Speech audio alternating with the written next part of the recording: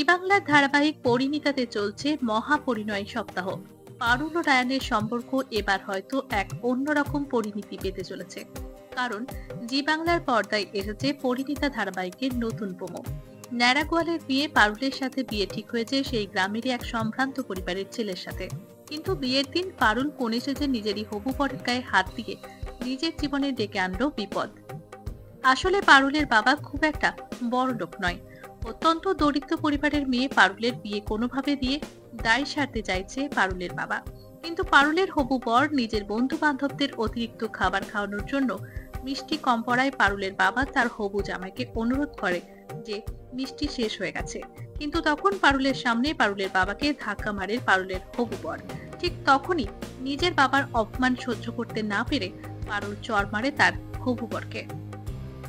সকলের সামনে অপমান করায় পারুলের বিয়ে ভেঙে বরকে নিয়ে চলে যায় সকলে। আর ঠিক তখনই রায়ানের দাদু এসে পারুলের সাথে রায়ানের বিয়ের প্রস্তাব রাখে।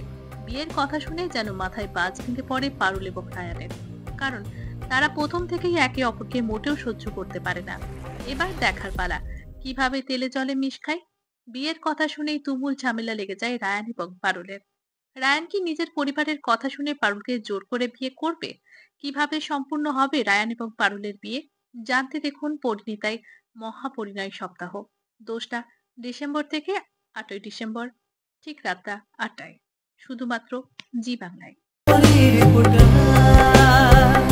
টলির ফোঁটা